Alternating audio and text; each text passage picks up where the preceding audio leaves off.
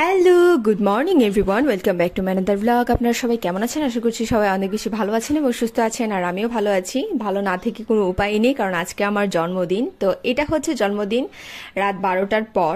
আমার বোন আর ছেলে হ্যাপি বার্থডে সং লাগিয়েছে ইউটিউবে, লাগিয়ে এখন তারা হচ্ছে ডান্স করে আমাকে উইশ করছে। So I am really so feeling happy and হচ্ছে লাকি যে আমার এরকম দুইটা মানুষ আছে আমার জীবনে যারা আমাকে সবসময় এন্টারটেইন করার চেষ্টা করে। আমি মন খারাপ করে থাকার কোনো উপায় নেই তাদের দুইজনের জন্য। আমার ছেলে তো আর স্পেশাল, মানে সে আমি মন খারাপ করলে কিভাবে বুঝে ভগবানই জানে। সে অলওয়েজ এসে হচ্ছে আমার রাগ ভাঙানোর চেষ্টা করে। তো যাই হোক, এই যে আমার বোন, ও হচ্ছে অসুস্থ, এনার্জি নেই একদমই, তারপর নাইচে নাইচে আমাকে উইশ করছে। আর এই যে এখানে হচ্ছে আমি একটু দেখিয়ে নিলাম। সো যাই হোক, এভাবে করে হচ্ছে আমার বার্থডে ডেটা, মানে আফটার 12 AM হচ্ছে আমার বার্থডে ডেটা, যেটা যেভাবে সেলিব্রেট করেছিলাম সেটা একটু আপনাদের সাথে শেয়ার করলাম। আর তারপর হচ্ছে ওরা আমাকে উইশ টিশ করে ঘুমিয়ে গিয়েছিল আর কি, আমিও ঘুমিয়ে গিয়েছিলাম। সো খুব সুন্দরভাবে আমার বার্থডেটা শুরু হলো। সো দেখা যাক আজকে সারাদিন কি করি, সেগুলোই সবকিছু আপনাদের সাথে আজকে শেয়ার করব। তো আজকে আমার মা বলছিল যে তুই ছোটবেলার কিছু ছবি কাজিনসদের সাথে অ্যান্ড তোর ছোটবেলার কিছু ছবি শেয়ার কর ব্লগে, কারণ কখনো তো শেয়ার করিসনি, তোর এত এত ছবি আমি কালেক্ট করে রেখেছি। সো এই তো এখানে আমার সমস্ত কাজিনসরা, আর এই যে আমি, আর এটা হচ্ছে আমার ফার্স্ট বার্থডের ছবি। আর এই যে এখানে হচ্ছে আমার আরো দুই ভাই। সো এই তো, আর তারপর হচ্ছে এটা পরের দিন সন্ধ্যা থেকে আমার ব্লগটা শুরু করছি। তো এই দিন হচ্ছে বেসিক্যালি আমার বার্থডে। সো আমার বোন হচ্ছে, আমি বলেছিলাম যে আমি কোনো বার্থডে সেলিব্রেশন কোনো কিছু করব না। আসলে আমার আসলে একটু পড়াশোনা নিয়ে একটু বেশি টেনশন কাজ করছে আমার, কারণ সামনে এক্সাম। অলরেডি হচ্ছে আমার কলেজে এক্সাম চলছিল, আমি হাফ এক্সাম দিয়ে ওটা ছেড়ে চলে এসেছি, কারণ আমার ফাইনাল এক্সামে ফোকাস দিচ্ছি বেশি, কারণ যেহেতু এটা ফাইনাল। সো একটু টেনশন কাজ করছি কি হবে কি না হবে, কারণ তারপরে হচ্ছে আবার নতুন করে অন্যরকম করে প্ল্যান করব। সো সেটা নিয়ে একটু বেশি টেনশন কাজ করছে, কারণ হাতে আর বেশি সময় নেই। তো যাই হোক, তারপরে আমার বোন কি করেছে, আগের দিন রাতে আমি প্রাইভেট থেকে আস্তে আস্তে রাত 9টার মতো বেজে গিয়েছিল। আমার বোন পাপাকে দিয়ে সমস্ত কিছু বাজার টাজার করিয়েছি, বিরিয়ানি টিরিয়ানি রান্না করার জন্য যা যা লাগে সব কিছুই, মুরগি হতে ধরে সব কিছু, কেক ফেকও অর্ডার করে দিয়েছে। তো কি আর বলবো। তো তারপরে হচ্ছে মনে হচ্ছিল যে চাল কিছু কম হবে, আর শশা কিনতে ভুলে গিয়েছিল পাপা। তো যেহেতু আমার বার্থডে, সো আমি মন্দিরে আসবো না সেটা হতেই পারে না। মন্দিরের জন্য বেরিয়েছি সন্ধ্যাবেলা, নতুন ড্রেস পরেই বেরিয়ে গিয়েছি। আমার বোন বলছিল মেকআপ করতে, বাট আমার এত আলসেমি লাগছিল আর করিনি।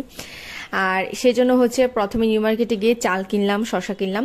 তারপর হচ্ছে এখান থেকে রাজেশ্বরী কালীবাড়ি চলে এসেছি, কারণ এই কালীবাড়িতে, মানে আমি সবসময় আসি, আপনারা দেখেন কালীবাড়ি আর পাঠশালা, বাট কালীবাড়িতে হচ্ছে আমার বেশি আসা হয়, কারণ আমি আগেও বলেছি যে ভোলানাথের সাথে, মা কালীর সাথে আমি একটা কানেকশন ফিল করি, অ্যান্ড কানেকশন আমার মনে হয় যে আমি এক্সিস্ট করছে আমার জীবনে, আমি হচ্ছে কমিউনিকেশন করি বা কনভারসেশন করি। সো আমার সেই মানে অ্যাকচুয়ালি কি বলবো, এটা যারা হচ্ছে এই ধরনের কানেকশন তৈরি করতে পেরেছেন আপনাদের বিধাতার কাছে, তারাই বুঝতে পারবেন যে অ্যাকচুয়ালি বিষয়টা কি, আমি কি বলতে চাচ্ছি। আর যারা কানেকশন ফিল করতে পারেন না, তারা তো বুঝতেও পারার কথা না যে কি। তো যাই হোক, আজকে শনিবার, এখানে হচ্ছে প্রত্যেক বছরই প্রথম শনিবারে, বছরের প্রথম শনিবারে শনি পূজা হয়ে থাকে। তো আমি আর আমার বোন এসেছি। তো আমার ছেলেরও আসার কথা ছিল, মায়েরও আসার কথা ছিল। তো যাই হোক, আমার ছেলে হচ্ছে অনেক লেট করে ঘুমিয়েছে, তাকে জোর টোর করেও ঘুম পাড়াতে পারিনি।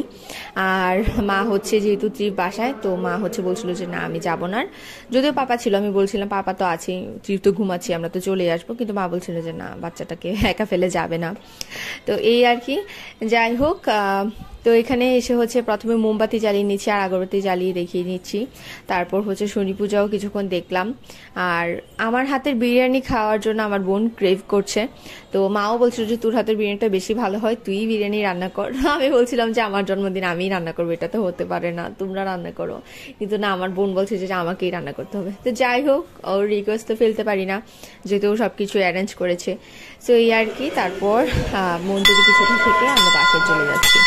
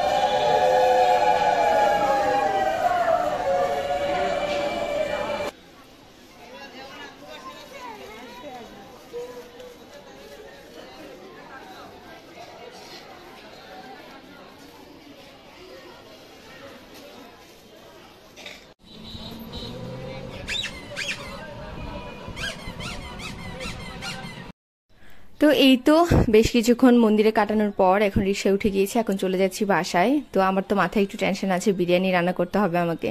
তো সেই টেনশনে হচ্ছে তাড়াতাড়ি চলে এসেছি, আর এখানে এসে তাড়াতাড়ি করে সব কিছু রেডি করে নিয়েছি। পেঁয়াজ টেয়াজ কেটে মুরগিগুলো পাপারই কাটা ছিল আগেরই। তো কিশমিশ ভিজিয়ে নিয়েছি, চাল টাল ধুয়ে ভালো করে রেখে দিয়েছি। এখন হচ্ছে পেঁয়াজ রসুন আদা ব্লেন্ডার করবো, আর এখানে কিছু মশলা নিয়েছি, এগুলো ব্লেন্ডার করব। বেগুনই করব, তো সেজন্য বেগুন কেটে জলে ভিজিয়ে রেখেছি, আর ব্যাটাটাও করে নিয়েছি, সব কিছু এখানে রেডি।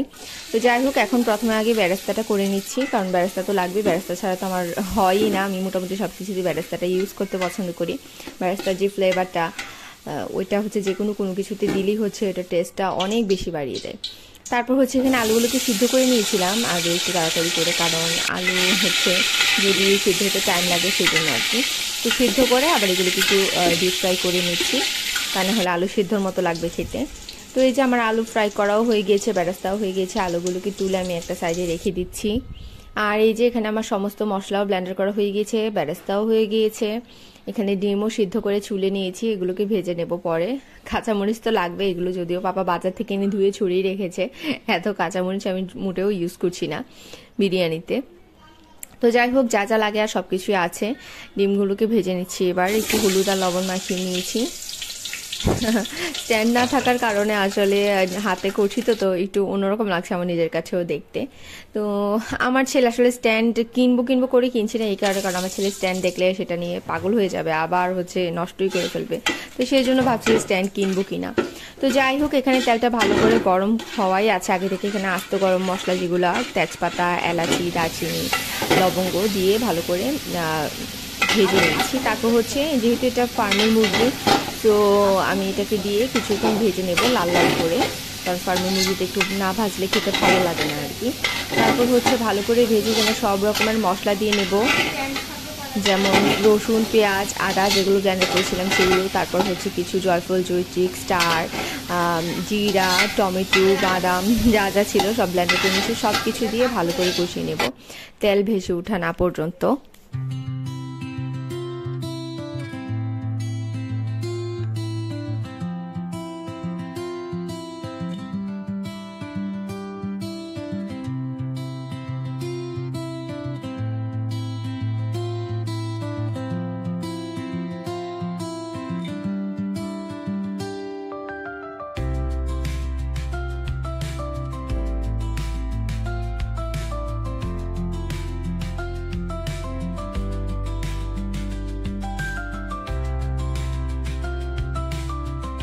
তো একটা কথা না বললি না, সেটা হচ্ছে যে আমি হচ্ছে কাউকে আমার ইউটিউবের চ্যানেলের ব্যাপারে কখনো পাবলিসিটি করিনি বা অ্যাডভার্টাইজ করিনি যে আমার চ্যানেলে একটা সাবস্ক্রাইব করে দেবেন প্লিজ এসে।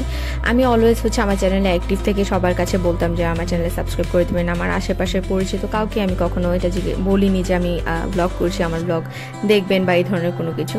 বাট আমার জন্য হচ্ছে সবথেকে খুশির ব্যাপার এটাই যে আমার আশেপাশের মানুষজন আমার ব্লগের ব্যাপারে জেনে গিয়েছে, অ্যান্ড তারা হচ্ছে সবাই আমাকে এত বেশি সাপোর্ট করছে জানার পর।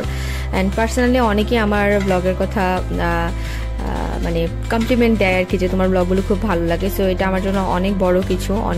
আমি চেষ্টা করবো হচ্ছে আরও ভালো কোনো কিছু করার, অ্যান্ড সবার ইন্সপিরেশন আমার খুব বেশি মানে আমাকে আরও উৎসাহী করছে। তো সবাই আমাকে এভাবেই প্রে করবেন অ্যান্ড সাপোর্ট করে যাবেন। অ্যান্ড থ্যাঙ্কস সবাইকে, থ্যাঙ্কস দিলেও খুব কম হয়ে যাবে। তো সবাই যে আমাকে পছন্দ করছে এটা সত্যি আমার জন্য অনেক বড় কিছু।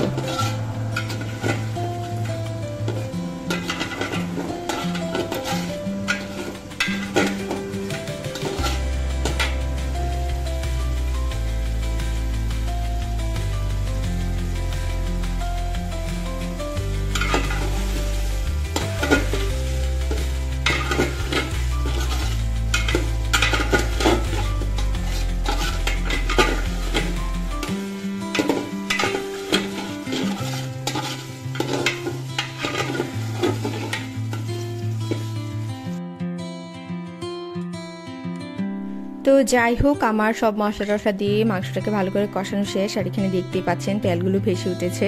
তো এই পর্যায়ে আমি পোলার চালগুলো দিয়ে দিব। তো আমি ধুয়ে বিরিয়ানির ক্ষেত্রে, বিশেষ করে বিরিয়ানি বা ভুনা খিচুড়ি রান্না করলে পোলার চালগুলোকে আমি ভালো করে ধুয়ে একটা স্ট্রেনারে রেখে দিই। মানে এখানে তো একটা প্লাস্টিকের একটা ঝাড়ি দেখতেই পাচ্ছেন, এই টাইপের কোনো কিছুতে রেখে দিই, তাহলে দেখা যায় যে পানিটা ঝরে পোলার চালটা একেবারে ঝরঝরে হয়। এই যেমন দেখতে পেলেন একদম ঝরঝরে হয়ে গিয়েছে। আর অনেক আগে থেকে ধুয়ে রাখার কারণে জলগুলোও সোক করে নিয়েছে আর কি, চালগুলো আর কি। তো এভাবে করলে চালের সাইজটাও সুন্দর থাকে আর সুন্দর হয় আর কি, মানে পোলাওটা করলে খুব সুন্দর হয়, নরম হয়, শক্ত শক্তও থাকে না, অ্যান্ড গন্ধটাও খুব সুন্দর হয়।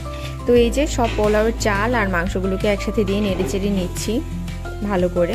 তো পোলাও চালটা ভালো করে ভাজি করব। অনেকেই বলে যে পোলাওটা এরকম হয়নি, ওরকম হয়নি, বা বিরিয়ানির চালটা এই হয়েছে সেই হয়েছে। অ্যাকচুয়ালি চালটাকে আপনি কতক্ষণ ভাজছেন, কিভাবে এটাকে প্রিপেয়ার করছেন, সেটার উপরে অ্যাকচুয়ালি ডিপেন্ড করে যে আপনার বিরিয়ানি বা পোলাও কেমন হবে খেতে।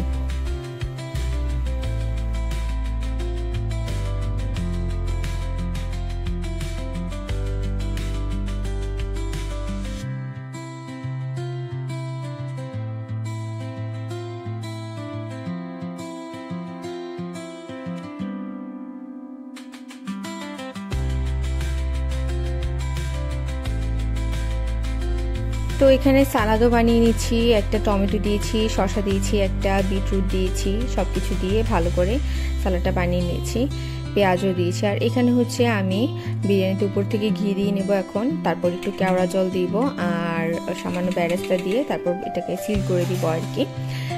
কিছুক্ষণ, বেশ কিছুক্ষণ দমে থাকবে, তাহলে সবগুলো একসাথে ভালো করে গন্ধটা মিশে যাবে। খুব টেস্ট হয় এভাবে করে করলে, মানে ফ্লেভারটা খুব ভালো বের হয়।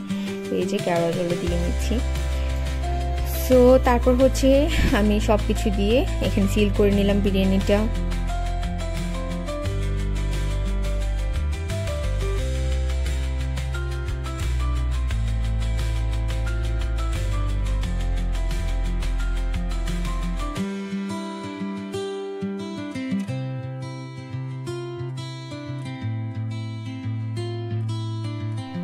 আর এখানে ত্রিভ তো খুব খুশি, ত্রিভের মিমি বেলুন টেলুন ফুলিয়ে খুব সুন্দর করে সাজাচ্ছে আর কি। আমি যদিও বলছিলাম যে এত অসুস্থতা নিয়ে তোর কোনো কিছু করতে হবে না, কিন্তু ও তো আমার কোনো কথাই শুনবে না। তো যাই হোক, ও সুন্দর করে বেলুন টেলুন দিয়ে সাজাচ্ছে আর কি। আর ত্রিভ হচ্ছে বেলুনগুলো দেখে পাগল হয়ে গিয়েছে, ও এক রাতেই হচ্ছে সব বেলুন ফুটিয়ে ফেলেছে খেলতে খেলতে। তো যাই হোক, বাচ্চারা এমনই হয়, বাচ্চারাই খেলে বেলুন দিয়ে, এটাই হচ্ছে বাচ্চাদের কাজ। আর এই যে এখানে বিটরুট টিটরুট সব কিছু দিয়ে ভালো করে স্যালাডটা মাখিয়ে নিচ্ছি, একটু সর্ষে তেলও দিয়েছি, জাস্ট লবণটা দিইনি, কারণ লবণ দিলে পানি ছেড়ে দেবে, এমনিতেও অনেকটা পানি ছেড়ে দিয়েছিল। তো লবণ দিলে দেখা যাবে যে জিনিসগুলো আরও বেশি পানি ছেড়ে একেবারে নরম হয়ে যায় সালাদ। তো সেই জন্য আমি এখানে কোনো লবণ ব্যবহার করিনি। যখন যার খেতে ইচ্ছে করবে তখন সেটার সাথে লবণ মিশিয়ে নিতে পারবে, আর সালাদে লবণ না দেওয়াই ভালো। তো এই আর কি, আমার সালাদও রেডি, তারপর হচ্ছে ডিম ভাজাও রেডি। তো আমার বোন বলছিল যে আগে কেকটা কেটে নে, তারপর হচ্ছে বাকি বেগুনিটা ভেজে নিস, আর রান্না তো রেডি হয়ে গিয়েছে। তো এই যে আমার বিরিয়ানিও রেডি, খুব সুন্দর স্মেল বের হচ্ছিল। আর কেমন হয়েছে দেখতে অবশ্যই কমেন্ট করে জানাবেন। আর এই তো আমার বোনের এই অ্যারেঞ্জমেন্ট, এই যে বেলুন তিনটা লাগিয়েছে আমার মা উপরে। আমি যদিও বলছিলাম যে মানে আমার পছন্দ না ওয়ালে বেলুন বা কোথাও বেলুন লাগিয়ে, যেহেতু কস্টেপস ইউজ করা হয়, সেটার আঠার কারণে দেখা যায় যে উপরের পোর্শনটা উঠে চলে আসে ওয়ালের, মানে রং বা যেটাই বলেন যে জিনিসে লাগায়। তো সেই জন্য আমি নিষেধ করছিলাম যেন না লাগায়, তারপরও মা লাগিয়েই ফেলেছে তিনটা, কি আর করবো, কোনো কথাই শুনে না তারা আমার। তো যাই হোক, এই যে আমার বোন এখানে কেক এনেছে, কেকটাও খুব সুন্দর অ্যান্ড টেস্টি ছিল। আর আজকে হচ্ছে আমার 25 বছরের জন্মদিন শেষ, মানে আমার আজকে 25 বছর শেষ, কালকে থেকে হচ্ছে আমার বয়স 26 আর কি। তো সেই জন্য আমার বোন এখানে কেকে হ্যালো 26 দিয়ে এনেছে। যাই হোক, দিন দিন বুড়ি হয়ে যাচ্ছি এই আর কি। আর আমার ছেলে তো এগুলো দেখে পাগল হয়ে গিয়েছে, সে একটা ছবিও প্রপারলি তুলেনি, দুই একটা ছবি যাই তুলেছে আমি পোস্ট করেছি, আপনারা চাইলে আমার পোস্টগুলো চেক করতে পারেন, ওর সাথে আমার কি ছবি আছে অ্যান্ড শর্টসগুলো চেক করতে পারেন, ওখানেও কিছু ভিডিও শেয়ার করেছি, আমার বোন কিছু আবার ফানি ভিডিও বানিয়েছিল। তো এই আর কি, এই যে খুব সুন্দর কাটলো আমার আজকের জন্মদিনটা। অ্যান্ড থ্যাঙ্কস, মানে স্পেশাল থ্যাঙ্কস আমার বোনকে, কারণ এত সব কিছু অ্যারেঞ্জ করার জন্য, অ্যান্ড তারা হচ্ছে সব কিছু অ্যারেঞ্জ করে ফেলেছে আমার না করা সত্ত্বেও। So thanks. আসলে ফ্যামিলি না থাকলে আসলে কি আর বলবো, মানে যার ফ্যামিলি নেই সেই বুঝে, ফ্যামিলি থাকলেই হচ্ছে আপনাকে একমাত্র ফ্যামিলির মানুষই স্পেশাল ফিল করাবে।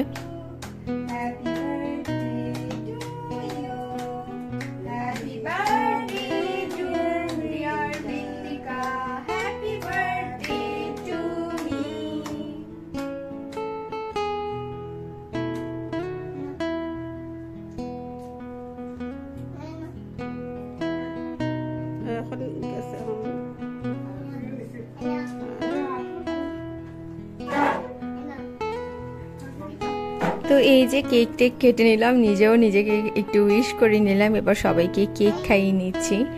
এই তো, আর এই যে ত্রিবও এখানে হাঁ করে তাকিয়ে আছে, ওর সাথে কোনো ছবিই তোলা যাচ্ছে না সেরকম ভাবে, এই আর কি।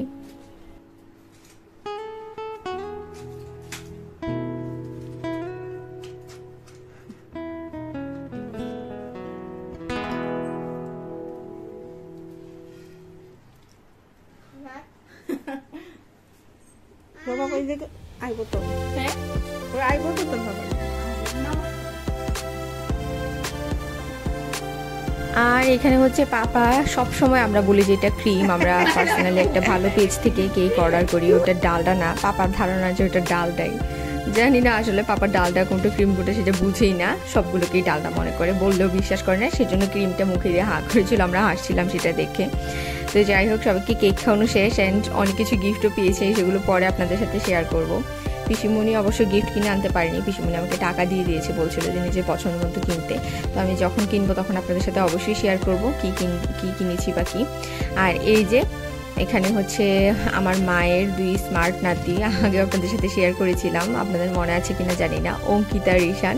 তো মা বলছিল যে তাদের জন্য অবশ্যই সুন্দর করে প্লেট সার্ভ করো, তো এখানে সুন্দর করে সাজিয়ে নিয়েছি অঙ্কিতা রিশানের জন্য প্লেটার। তো এই আর কি, কেকও কেটে পিস করে নিয়েছি সবার জন্য, অ্যান্ড কেকটা খেয়ে সবাই প্রশংসা করেছে, কেকটা খুবই টেস্ট, সত্যি কেকটা খুব ভালো ছিল। যদি কুমিল্লার কেউ দেখে থাকেন অবশ্যই আমার কমেন্ট বক্সে আপনারা জিজ্ঞেস করতেই পারেন যে এটা কোন পেজ, আমি অবশ্যই আপনাদেরকে লিঙ্ক দিয়ে দেবো। তো যাই হোক, এই তো, তারপর আমরাও খাওয়া দাওয়া করে নিয়েছিলাম। আর আজকের ব্লগটা এই পর্যন্তই ছিল, খুব সুন্দর কাটালাম দিন। অ্যান্ড হচ্ছে পিসিমণিকে বলছিলাম পান দিয়ে যেতে, পিসিমণি পান দিয়ে গিয়েছে, অ্যান্ড পান খেয়ে আমার জন্মদিনটা খুব সুন্দরভাবে শেষ করলাম। খুবই সুন্দর কেটেছে আজকের দিনটা, আশা করছি আমার পুরোটা জীবন এরকম সুন্দর কাটবে। আর এই তো, আমার ছেলেকে যতই নিষেধ করি তারপরেও চলে আসে, আর কি বলবো, যেহেতু আমার মেল এসেছে সেজন্য আনতে চাই না। তো আজকের ব্লগটা এই পর্যন্ত ছিল, টাটা।